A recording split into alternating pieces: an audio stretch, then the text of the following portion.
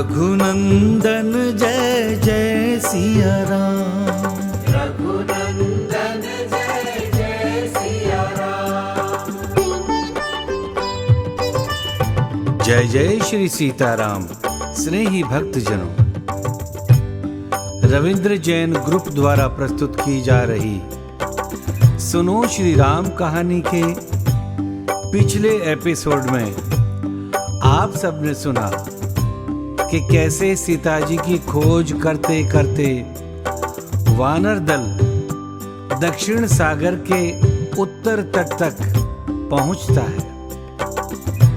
कैसे सारे वानर निराश होकर आमरण अनशन का विचार करते हैं और उनका वार्तालाप सुनकर कैसे संपाति बाहर आकर उन सब को खा जाने की इच्छा व्यक्त करते हैं।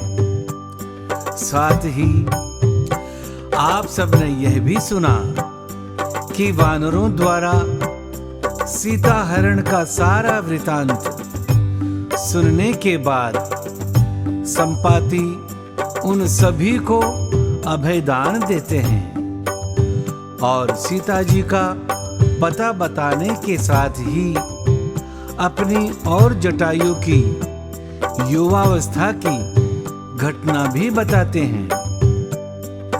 सुनो श्री राम कहानी में अब सुने उससे आगे की कथा। जटायु के बड़े भाई संपाति ने वानर दल को यह तो बताया ही कि कैसे उसके पंख जले और किसके आदेश पर वह यहाँ पर रामदूतों की प्रतीक्षा में बैठे थे। साथ ही संपाति ने यह भी बताया कि उन्हें आश्वासन देने वाले चंद्रमा नामक ऋषि ने यह भी बताया कि रावण की अशोक वाटिका में बंदिनी के रूप में विराजमान सीता जी लंका नगरी का अन्न जल ग्रहण नहीं करेंगी। ऐसे में उनके शरीर धारण की क्षमता को बनाए रखने के लिए ब्रह्मा जी के निर्देश पर इंद्रदेव स्वर्ग लोक की दिव्य खीर लेकर उनके पास जाएंगे और उस खीर को खाने का निवेदन करेंगे, परंतु उसे भी माया का प्रभाव जानकर सीता जी खाने से मना करेंगी। तब इंद्रदेव बहुत प्रकार से सीता जी को विश्वास दिलाकर वह खीर अर्पित करेंगे और बताएंगे कि यदि आप भोजन नहीं करेंगी तो शरीर धारण करना कठिन हो जाएगा। यह खीर खाने से आपको कभी भी भूख प्यास की बाधा नहीं सताएंगी और आपके शरीर की कांति बनी रहेगी। इंद्रदेव के ऐसे निवेदन पर भी सीता माता शंकित मन से वह दिव्य खीर स्वीकार करेंगी और पहले उसमें से अपने पति परमेश्वर भगवान श्री राम और प्रिय देवर लक्ष्मण जी के लिए एक अंश निकालकर भूमि पर रखेंगी और उनसे उसे ग्रहण करने का निवेदन करेंगी। इसके पश्चात सीता जी वह दिव्य खीर ग्रहण करेंगी। संपाति ने आगे यह भी बताया कि उन चंद्रमा मुनि से इस वार्तालाप को हुए 8000 से अधिक वर्ष बीत चुके हैं। तब से उन मुनि के वचनों पर विश्वास करके मैं आप सभी रामदूतों के आने की प्रतीक्षा कर रहा हूं। प्रिय भक्तजनों, संपाति भगवान श्री राम के दूतों से इस प्रकार वार्तालाप कर ही रहे थे कि उनके शरीर में नए नए पंख निकल आने आरंभ हो गए। सबके देखते ही देखते उनका वे जर्जर शरीर पुनः बहुत ही मजबूत पंखों से युक्त हो गया और उन्होंने पुनः वानरों को संबोधित करते हुए कहा, हे यशस्वी वीरों, आज भगवान श्री राम का यह कार्य करने से मुझे पुनः नवीन पंखों की प्राप्ति हो गई है। युवावस्था में जैसा मेरा पराक्रम और बल था, वैसे ही बल और पराक्रम का अनुभव मैं इस समय कर रहा हूं। वानर वीरों, तुम सब लोग सच्चे मन से प्रयत्न करो, निश्चय ही तुम्हें सीता जी का पता प्राप्त होगा। मुझे इस प्रकार पंखों का प्राप्त होना इस बात का प्रमाण है कि तुम सबका कार्य सिद्ध होगा। उन सब से ऐसा कहकर वह पक्षीराज संपाति उस पर्वत शिखर से अनंत आकाश की ओर उड़ गए। संपाति के चले जाने पर वानर वीरों ने सीता जी का पता लगाने की योजना पर विचार करना आरंभ कर दिया।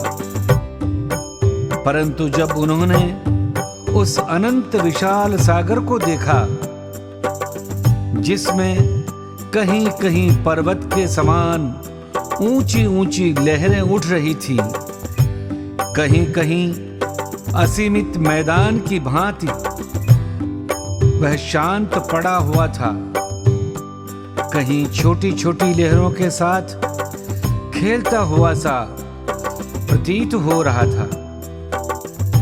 यह अथाह गहरा दक्षिण सागर पाताल निवासी दानवों से भरा हुआ था।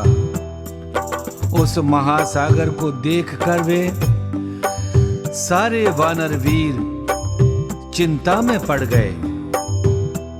सारी वानर सेना को विषाद में डूबी हुई और निराश देखकर उस दल के नायक अंगद जी बोले, वीरों, हमें ना विषाद करना चाहिए, ना ही चिंता करनी चाहिए।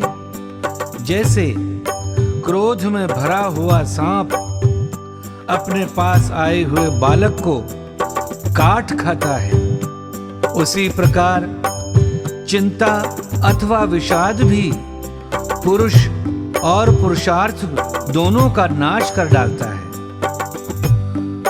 पराक्रम का अवसर आने पर जो चिंतित हो जाता है, उसका तेज नष्ट हो जाता है और ऐसे व्यक्ति का कोई पुरुषार्थ कभी सिद्ध नहीं होता।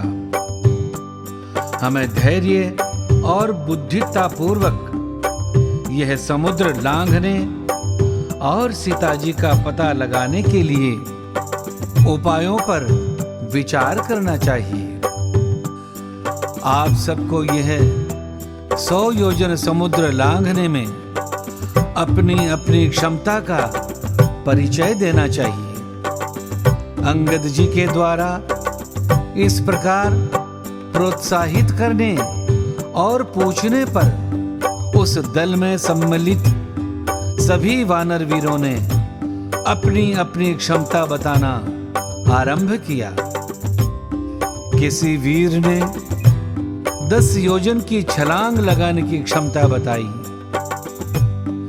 तो किसी ने 20 योजन, किसी ने 30 योजन, किसी ने 40 योजन और किसी ने 50 योजन तक छलांग लगाने की बात स्वीकार की। इस प्रकार वहां उपस्थित समस्त वानरों ने अपनी अपनी क्षमता बता दी, परंतु पूरे 100 योजन तक छलांग लगाने में कोई भी वानर वीर स्वयं को समर्थ नहीं मान रहा था।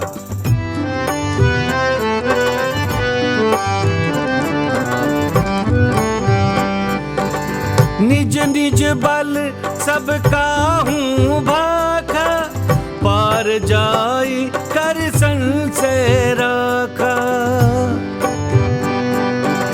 जरठ भयऊ अब कहीं रिछेसा, नहीं तन रहा प्रथम बल लेसा।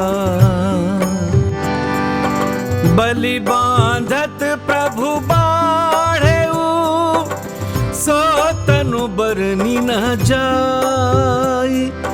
उभय घरी महादीनी, सात प्रदक्षिण धाई। सात प्रदक्षिण धाई। सबने अपने अपने बल का बखान किया, परंतु 100 योजन सागर पार जाने में सबके मन में संशय बना हुआ था। उन सब की बातें सुनकर उन सब में सबसे वयोवृद्ध जामवंत जी ने कहा कि मैं अब बूढ़ा हो गया हूं, मेरे शरीर में पहले जैसा बल अब नहीं रह गया है। भगवान विष्णु जब वामन बने थे और उन्होंने बलि को छलने के लिए विशाल रूप बनाया था, तब मेरी अवस्था युवा थी। तब मैंने 2 घड़ी में ही दौड़कर उस विराट शरीर की 7 परिक्रमा कर ली थी।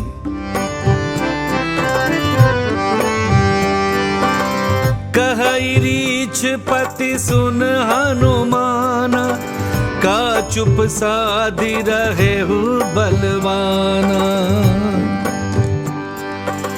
पवन तनय बल पवन समाना, बुद्धि विवेक विज्ञान निधाना।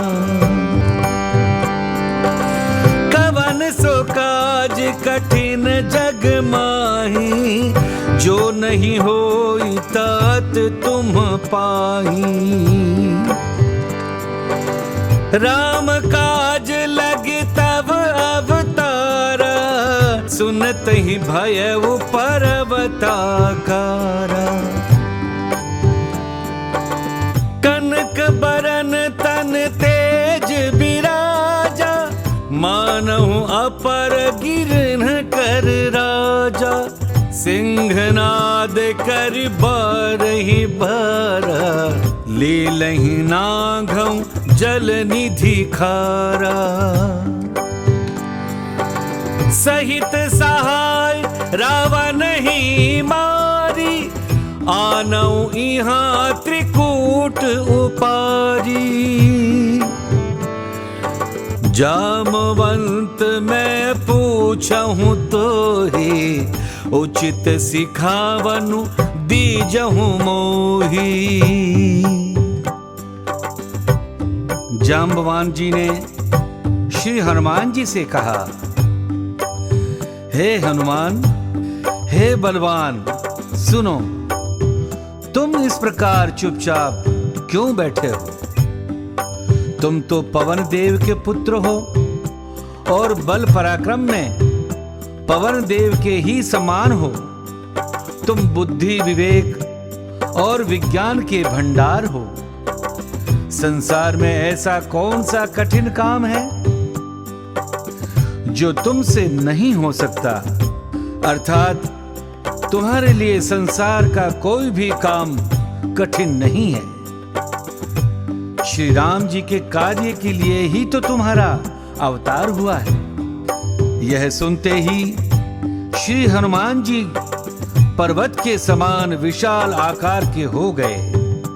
उनका सोने के समान उज्जवल सुनहरा रंग है। शरीर पर बहुत अधिक तेज सुशोभित है, मानो दूसरे पर्वतों का राजा सुमेरु पर्वत वहां उपस्थित हो गया हो। हनुमान जी ने बार बार सिंह गर्जना करते हुए कहा, मैं इस खारे समुद्र को खेल ही खेल में लांघ सकता हूं। रावण को, उसके सारे सहायकों और सारी सेना सहित मारकर पूरे त्रिकूट पर्वत को उखाड़कर यहां ला सकता हूं। जामवंत जी, मैं आपसे पूछता हूं, आप मुझे उचित सीख दीजिए कि मुझे इस समय क्या करना चाहिए। श्री हनुमान जी के इस प्रकार जागृत हो जाने और राम के लिए उत्साहित हो जाने पर जामवंत जी ने कहा, हे तात, तुम जाकर इतना ही करो कि सीता जी को देखकर लौट आओ और उनकी खबर कह दो। फिर कमल नयन श्री राम जी अपने बाहुबल से ही राक्षसों का संहार करके सीता जी को ले आएंगे। इस प्रसंग में श्री हनुमान जी ने सर्वसमर्थ होने पर भी जामवंत जी से उचित सीख देने का निवेदन किया।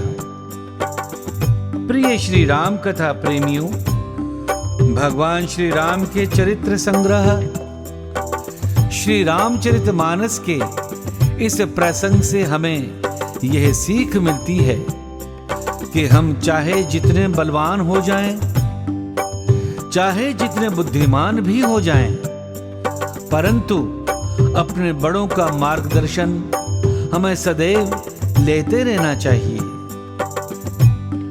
स्नेही भक्तजनों, सुनो श्री राम कहानी में आज की कथा यहीं तक। हमारे अगले एपिसोड में हम आप सबको सुनाएंगे श्री हनुमान जी के उत्पन्न होने की कथा और जामवंत जी के प्रेरणा से हनुमान जी का समुद्र लांघने के लिए महेंद्र पर्वत पर चढ़ना।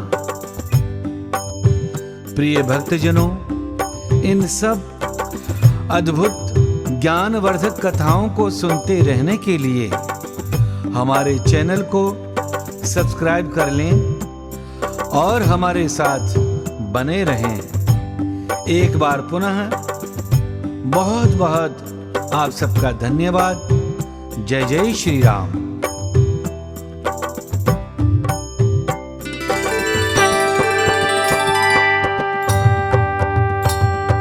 सिया राम जय राम जय जय राम। सिया राम जय राम जय जय राम। सिया राम जय राम जय जय राम। सिया राम जय राम जय जय राम। रघुनंदन जय जय सिया राम। रघुनंदन जय जय सिया राम। रघुपति राघव राजा राम। रघुपति राघव राजा राम। पतित पावन सीता राम। पतित पावन सीता राम। सिया राम